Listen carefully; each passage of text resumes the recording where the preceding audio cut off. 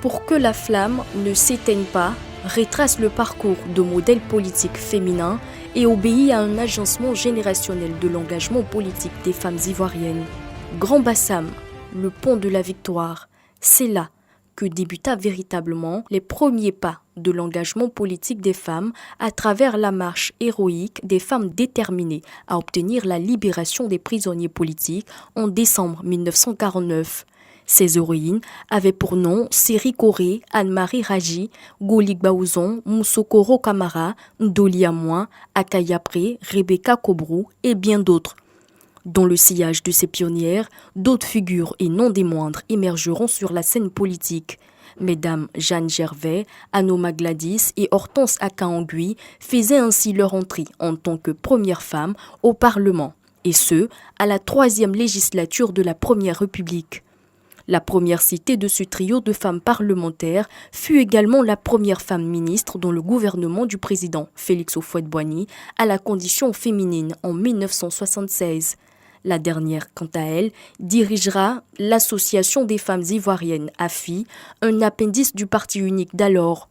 Son long règne à la tête de la commune de Port-Bouët, 36 ans, aura marqué les esprits car elle aura donné l'image d'un modèle politique pour plusieurs générations et au-dessus des clivages politico-ethniques. Une de ses camarades de lutte, encore en vie, Madeleine Chikaya, à 90 ans, n'a rien perdu de sa verve. La politique, on ne s'y engage pas la tête baissée. Donc je dis aux jeunes d'aujourd'hui qui ont la vie plus facile que nous, que moi, j'ai eu la vie. Parce que j'ai connu avant l'indépendance et j'ai connu après l'indépendance. Et je sais ce que la société peut nous accorder. Et je me dis que ce mot-là, il faut oser dans la vie. C'est tout. Aussi bien en politique, pour les concours, pourquoi il faut oser. Je peux échouer comme je peux réussir. C'est tout. Il faut oser dans la vie. Voilà le conseil que je donne aux jeunes filles. Madame Danielle Boni-Claverie, bras droit de Madeleine Chikaya, aujourd'hui présidente de l'Union républicaine pour la démocratie, URD, créée en 2006, continue de porter haut la voix de la femme sur la scène politique. Disons que j'avais toujours un petit peu le besoin, si vous voulez, de vouloir apporter une touche à l'amélioration des conditions de vie. Quand je partais sur Tiasalé, je me disais, ah mon Dieu, si on nettoyait les caniveaux, si on faisait ci. Donc vous voyez, il y avait un intérêt latent qui a fait que, bon, à partir de là, je me suis dit, mais dans le fond, plutôt que de toujours parler, eh bien, lançons-nous dans la politique. Et c'est là où j'ai abordé donc la députation et j'ai été pendant 5 ans le député de Tiasalé. Nous traversons des crises politiques, militaires, sociales. Alors, je sais que beaucoup de personnes ont envie de tourner le dos à la politique. Et c'est là où je dis non. Jeunes gens, ne tournez surtout pas le dos parce que c'est vous qui pouvez changer les choses. C'est vous qui pouvez apporter un renouveau à la politique, la faire autrement. Alors pour cela, il faut que vous investissiez ce domaine-là et que vous puissiez apporter des projets alternatifs nouveaux où vous allez intégrer la rue pour la valoriser, l'Internet, les réseaux sociaux. Alors surtout, je vais dire aux jeunes filles, ne soyez pas timides, venez investir le domaine politique pour le renouveler. En 1990, le multipartisme va marquer l'apparition des figures féminines, fer de lance de lutte démocratique et de liberté, et leurs vies sont indissociables de ces luttes. C'est le cas de Madame Simone et Yves Gbagbo, ex-première dame, membre fondateur du Front populaire ivoirien, FPI, et l'anthropologue Angèle Nyansoa, membre fondateur du Parti ivoirien des travailleurs, PIT. 8 ans plus tard, à la suite du décès de Jenny Kobinan, le professeur Henriette Dagri-Diabaté devient la première femme secrétaire générale de parti politique, le Rassemblement des Républicains RDR, qu'elle va diriger avec droiture, intégrité, loyauté et détermination. En 2010, le professeur Loès Oble, Jacqueline, est la première femme à se présenter à une élection présidentielle. J'ai été élue députée d'Abobo pendant au moins 4 ans et demi. À la suite de cela, j'ai dû démissionner parce que j'avais démissionné du parti auquel j'appartenais à l'époque. Et depuis, je n'ai plus fait de politique jusqu'à 2010, où j'ai considéré qu'il y avait vraiment quelque chose à faire.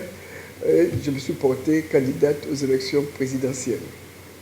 Donc, elle me posait la question de savoir, est-ce que vous êtes candidat, vous êtes sûr de gagner? Je lui ai dit non, je ne suis peut-être pas sûr de gagner, mais c'est une tribune qui vous est accordée lorsque vous êtes candidate et vous pouvez dire ce que vous pouvez donner, n'est-ce pas, votre vision des choses, faire vos propositions. Et ça, en cela, j'ai trouvé que c'est une très bonne chose. Parce qu'effectivement, j'ai fait beaucoup de propositions qui aujourd'hui sont reprises par les uns et par les autres. Depuis la conférence de Beijing en 1995, Ofomo Kodjis, cette avocate et infatigable militante des droits de l'homme, a pris fait et cause pour les droits de la femme. À partir de 1995 spécifiquement, on ne peut plus dire que la fonction politique est dévolue aux hommes uniquement. La fonction politique doit être partagée. La femme doit s'engager en politique. Et c'est ainsi que, personnellement, j'ai choisi de m'engager en politique. Je veux dire par là que j'ai contracté l'obligation de vouloir servir mon pays. Et cela date des années 1976, où j'étais militante du MESI. Ma détermination à m'engager en politique est fondée spécialement, sur la Déclaration universelle des droits de l'homme. Et la Déclaration universelle des droits de l'homme qui date du 10 décembre 1948, cette déclaration stipule en son article 21 que toute personne a le droit de prendre part à la direction des affaires publiques de son pays. Aux dernières élections municipales, sur 201 maires élus, nous avons seulement 16 femmes, soit 7,96%. Parmi les irrésolus figure Agnès Monet, une ancienne syndicaliste, entrée en politique sous l'influence tout d'abord de la Fédération des étudiants d'Afrique noire en France, FEANF, et ensuite du Front populaire ivoirien, FPI. Je dirais que mon engagement en politique, malgré le milieu assez rude, n'est-ce pas, de la politique, est dû peut-être dans un premier temps à la définition même que l'on donne de la politique, à savoir que c'est l'intérêt qu'on porte à l'organisation, à la gestion de la cité. Et donc, assez tôt, je me suis intéressé justement à cette organisation-là. J'ai prêté attention à ce qui se passait autour de moi à travers les mouvements associatifs de jeunesse à l'époque, jeunesse catholique, surtout la GEC.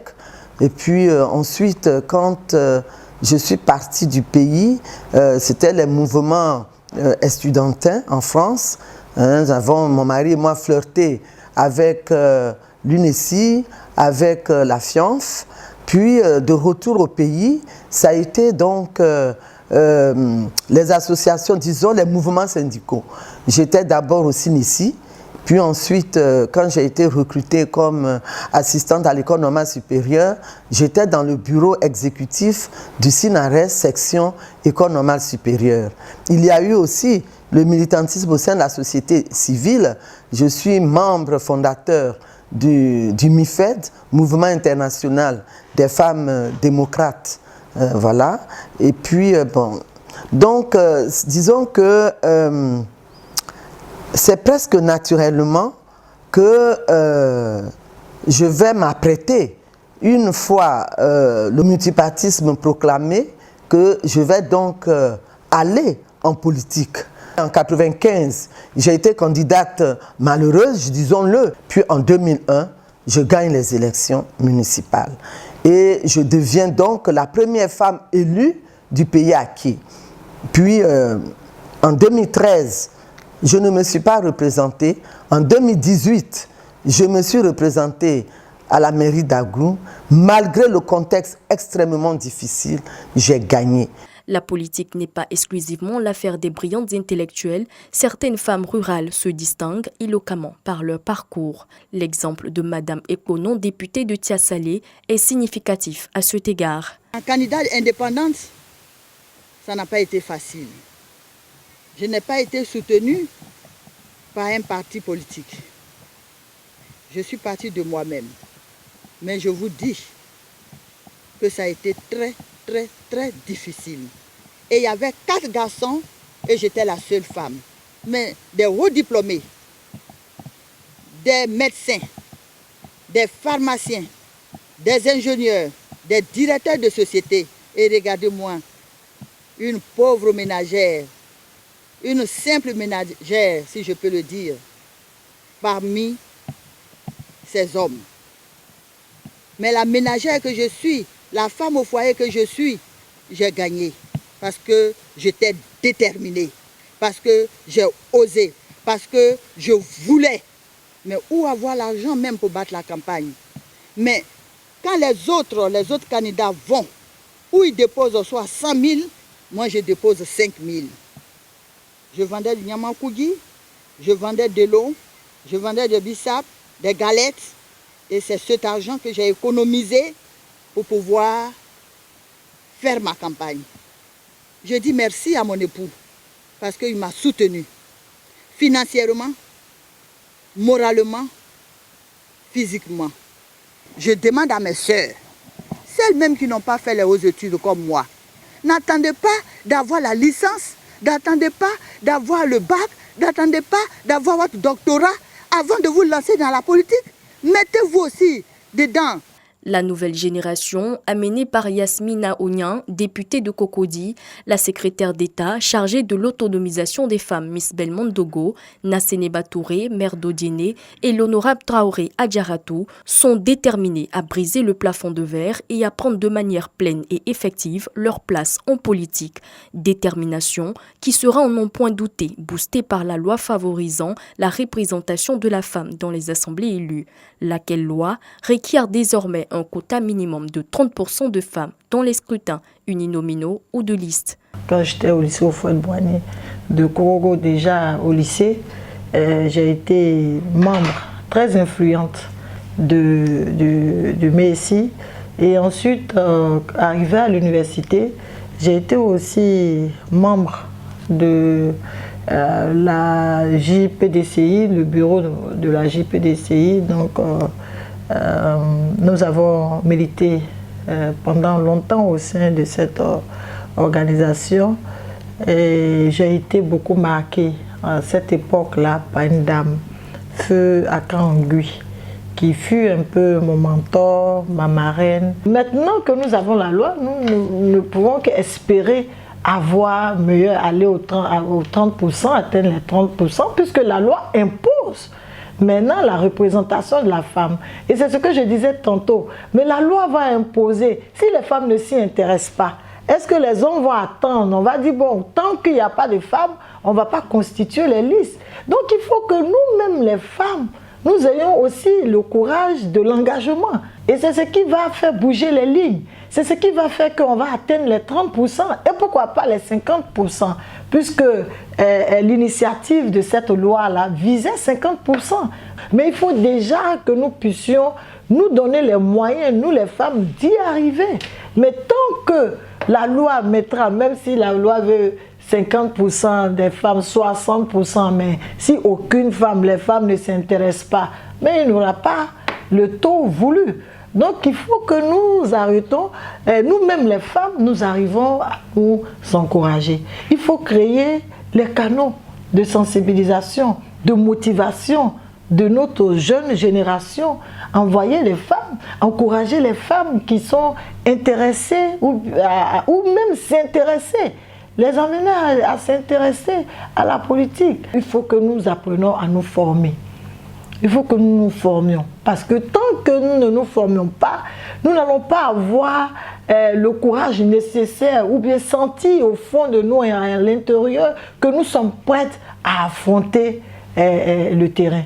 Avec plus de femmes en politique, je reste convaincue que le visage de la politique va changer. Le comité de coordination pour la participation politique des femmes, DEC-DPF, est disposé à accompagner toutes les femmes de Côte d'Ivoire dans tous les processus électoraux afin que l'égalité de sexe soit une réalité.